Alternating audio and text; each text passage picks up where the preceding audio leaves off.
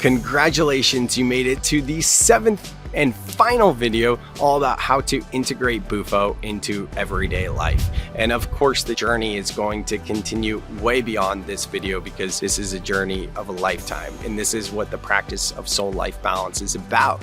It's not an end destination. I talked about this in the previous videos about work-life balance, where like oftentimes we think, hey, I'm going to hit this elusive state of work-life balance. Integrating spirituality into everyday life is a practice. That's exactly what it is. And if you have the awareness to just be like, hey, this is where I'm at today, and I'm going to surrender to that. Maybe I'm a little bit more in the 3D. Maybe I'm not fully connected to my spirituality right now. Or maybe I'm feeling super deep and esoteric and tapped in, and I have so many synchronicities, but I'm leaving some of my obligations of just being a human and everyday stuff behind. If you have that awareness, then you can shift. Because we don't want to be too far in the life side and we don't want to be too far in the soul side. I know all of us, most of us at least, that would identify as seekers will tend to gravitate towards the spiritual side, and we really love those synchronicities and feeling like we are awake in this dream state. But oftentimes what happens is you can get lost and remember that we are here to be humans now. So it's really about grounding. And then that's on the flip side there, where sometimes people can get too far in the grounded side, and that's why it's important to practice soul life balance. At least that's what works for me. As I would invite you to do, find something that works for yourself. In the spirit of that though, today's video is all about your daily practices, and we're not going to approach our daily practices as a to-do list. I think it is very healthy if you're either in a rut, if you're having trouble with your integration, if you're feeling any sort of heaviness at all, and you just can't seem to get out of it. I think it is very smart to approach it as a to-do list to a certain extent for a certain number of days to get you back on track. And here's what it looks like for me. When I am quote unquote going through it like a dark night of the soul, or I'm feeling way too much, and maybe it's an existential terror because that is a real thing, or maybe it's a romantic relationship and issue with a loved one, whatever the case may be that is turning me to have those more depressive type feelings that are turning into depressive days, then what I often do is approach my spiritual practices as a to-do list for a short period of time to get myself back on track. For me, what that looks like is starting off my morning with breath work. It could be 5 minutes, it could be 10 minutes, it could be 15 to 20 minutes. Most of the time, if I'm doing it daily, it's not going to be longer than 10 minutes. And that would be the breath work we did in the previous exercise, that is the somatic breathwork microdose. As a reminder, it's 10 counts through the mouth of rhythmic circular breathing. And you could even go slower and make the inhales and exhales more pronounced, like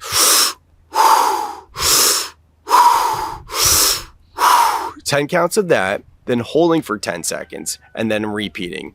Depending on how I'm feeling, I might do 30 counts with a hold of 30 seconds. Go back to the previous video if you want the full instructions on that. Just giving you a short reminder. I have it linked in the description as well. Having said that, I typically would start with breath work, then I would feed my breath work into a meditation, typically about 10 minutes. If I'm really having a tough time, then maybe 20 minutes, and then I'll journal for about 10 minutes after. The formula that works for me when I'm quote unquote going through it is starting my days with 5 to 10 minutes of breath work, about 10 minutes of meditation right after that, and then about 10 minutes of journaling. And that helps me so much, and I'll typically bookend my day with meditation and journaling as well. I won't do the breath work I just showed you because remember that breath work activates the sympathetic nervous system, which gives us more energy. So before we go to bed, we would want to activate our parasympathetic nervous system. And what can be really helpful for that is box breathing. As a reminder,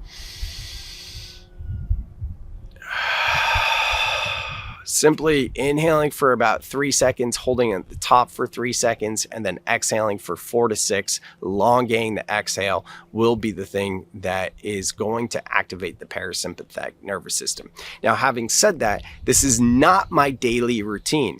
I advise you to not necessarily have a spiritual or mindful practice that is going to be the same every single day, because what happens is that's actually you being in the yang, that masculine energy.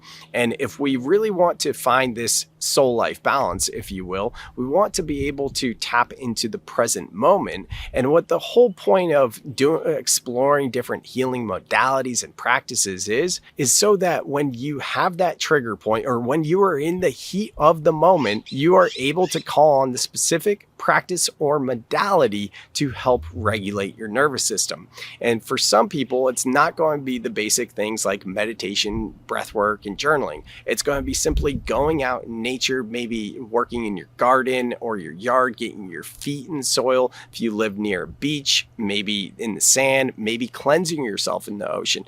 Maybe it's doing a sport. Like for me, paddleboarding and surfing really helps me as well. So there are a ton of different modalities. And what the name of the game is here to ask yourself, what is my soul wanting right now?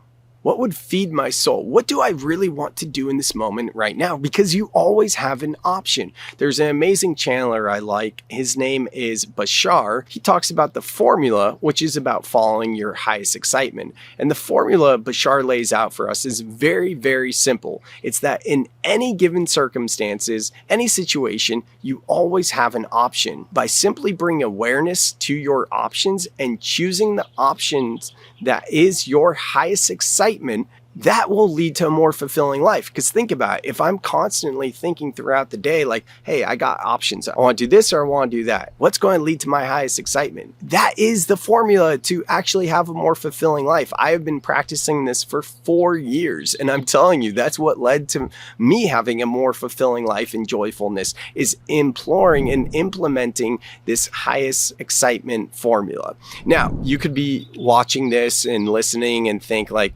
man, I go work every day and I have an option to not work, but I can't do that. Consider this. If there's something, whether it's work or something else, that you're constantly telling yourself this story of, I can't do this, that may be an area that needs to get looked at. Why can't you? What's holding you back from really living that most authentic life and in your highest expression? Because we have these limiting stories of, oh, I need to be stuck in this relationship. I need to be stuck in this job. Oh, I need to be stuck here. I need to be stuck there. And I really don't have an option. But if you really sit with yourself and you use not only what your soul is asking for, but logical, analytical mind as well, because we want to be smart about our decisions, then you can create a strategic plan to get out of that situation so that you can more often be in a place of freedom in alignment with what you truly want. So having said that, really for me, when I wake in the morning, most days I will start my day with breath work. That is a routine, and that's about a 5-minute routine. But like I said, I'm only going to do my diligent breathwork, meditation, journaling if I'm going through it. Otherwise, throughout the day, I'm like, do I want to do some yoga right now? Or it's the middle of the day, I don't really feel that well, and I need a little bit more energy. Well, then I'll do a somatic breathwork, microdose, like I said. Or maybe it's a meditation, something else. But asking yourself, what do I need in this moment? That is what is going to create your structured flow. Now, structured flow is a concept that came to me one day, which is kind of like a continuation of soul life balance. If soul life balance is the practice for integration, it's the way of being, right? And realizing where we're at any moment, as opposed to being like, oh, one day I'll reach this elusive state of soul life balance. Simply just being like, okay, I'm going to make it a priority to feed my soul, but also be grounded in 3D and have awareness around that. That's the practice of soul life balance.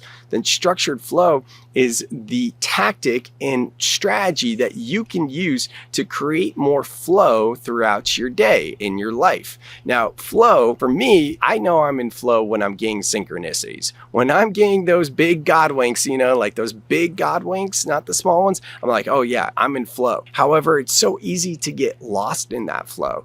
And then you don't have any structure, and then you're not actually playing the game of being a human. And that's dangerous territory. The other side of structured flow is that if you structure your days, like I said, to be like, hey, what am I feeling in this moment, as opposed to I'm doing this, this, and this, you will ignite more flow. Because think about it, if you're doing the same thing every single day, of course you're not getting in flow because you don't know how you're feeling and you're not asking yourself what you really want. If you're feeling like you're having trouble getting into flow states, then I would highly recommend to look at the different habits, routines, and activities you do throughout the day and see if this is just autopilot or if you're dropping into presence to ask yourself, what do I really want in this moment? Now, if you want to go deeper and learn how to transform your life with a community, with me as your guide, then I do have a program called Structured Flow. It is a 12-week integration program that has all sorts of breathwork exercises, meditations, visualizations, content every single week, all centered around integrating spirituality into everyday life with a community of people doing the same work. If you're interested in that, hit me up in the comments. There's a link here as well where you can learn more about Structured Flow, my 12-week integration program. And if that's not resonating with you, no worries. This is simply giving you an opportunity to grow if that's something that you're seeking. Once again, I want to thank you so much for taking the time to invest in yourself, because remember, the medicine experiences are just 10%. So everything that happens in your experience is meaningless if you do not integrate. And finally, final time I'll say this, integration is taking action based off of the experiences you had in your awakening experience. If you're not taking action and creating new habits and routines or changing things about your life, you're never going to have that transformation. And I don't want you to be one of those people that is chasing medicine ceremony to medicine ceremony, because really at the end of the day, what you're going to realize is you're chasing that peak experience, but you're not actually integrating into everyday life. If you have questions about any of these concepts at all, leave it in the comments and I will personally get back to you. Once again, sending all my love. Thank you so much for taking the time to invest in yourself. Is this work that changes the world? Because remember, quantum physics teaches us that the world we experience with our 5 senses is a reflection of our inner world. So by taking the time to go within and change your inner world, you are literally and physically changing your perspective and the world that you're living in. Sending all my love. Talk to you soon.